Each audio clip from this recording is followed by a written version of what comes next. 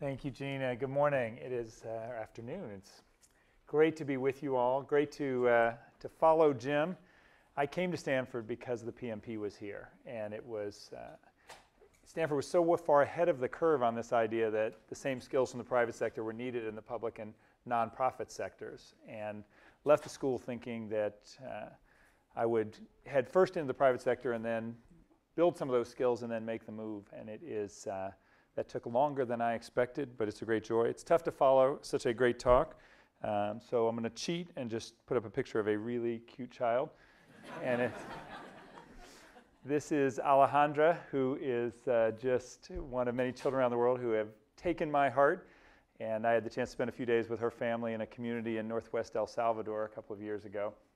And you can't see how bright her eyes are now, but she grew up in really an abysmal slum, and was now living in a very simple but decent home.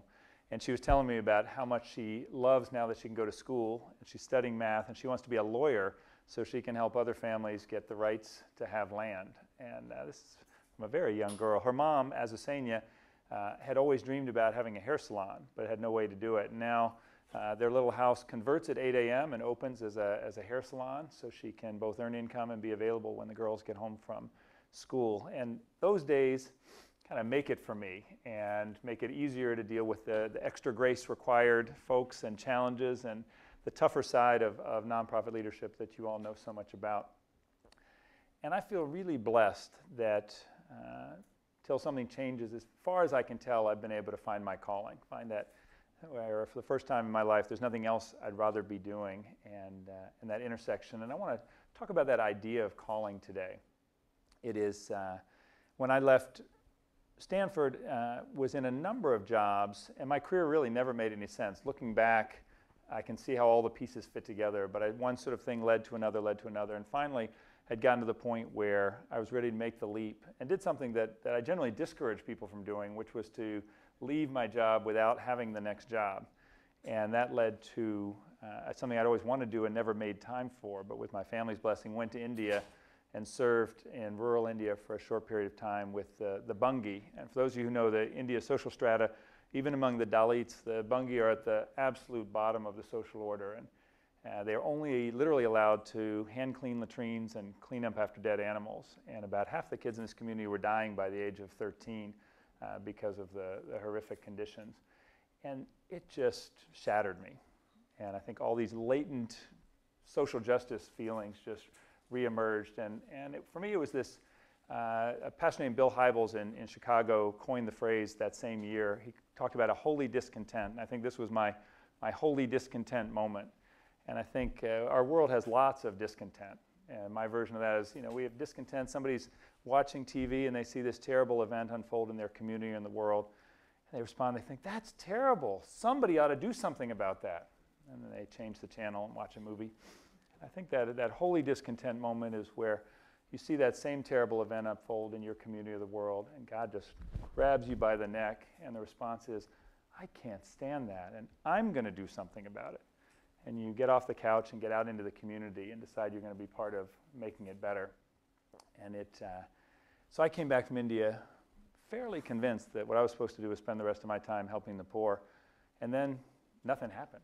And I turned down a couple of really good business jobs because I had a clear call to go help the poor. And then doors just started closing. I'm thinking, did I miss the signal? And I interviewed for a couple of really interesting nonprofit jobs and didn't get them because I hadn't run a nonprofit. And it caused, some of you may be able to know that world. And suddenly this dragged on, and I was all excited about having some time off, but then it was a little more time off than I'd planned. And I loved being a stay-at-home dad, but there was an ego hit to meeting people. What do you do? I'm a stay-at-home dad. And I'd have to kind of bite my tongue and have the discipline not to talk about what I used to do or trot out, and did more and more volunteer work and got interested in learning about international development. And to my surprise, that led to a request from my local church to come and run the church as executive pastor. And it was not at all what I was looking for. It wasn't on my career plan. I wanted to go help the world's poor, though this church had a huge heart for serving AIDS victims locally and globally. And as Ashley, my wife, and I prayed about it, it just seemed, as much as it didn't seem to make sense, what we were supposed to do. So despite most of my friends saying this was a really bad career move, went to work for my local church. And I look back now, and I think if I'd said, I'm going to go work for the church so I can get a job leading a international nonprofit, it would have never worked.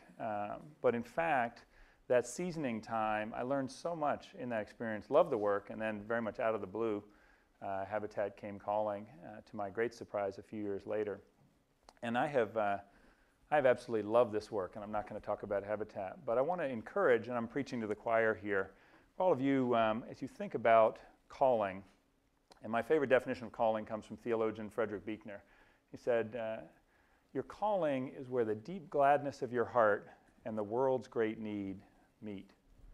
Where the deep gladness of your heart and the world's great need meet.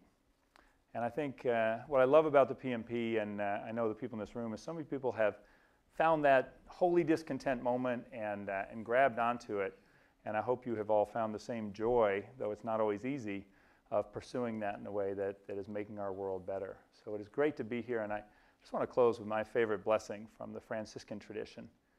May God bless you with discomfort at easy answers, half-truths, and superficial relationships, so that you may live deep within your heart. May God bless you with anger at injustice, oppression, and exploitation of people, so that you may wish for justice, freedom, and peace.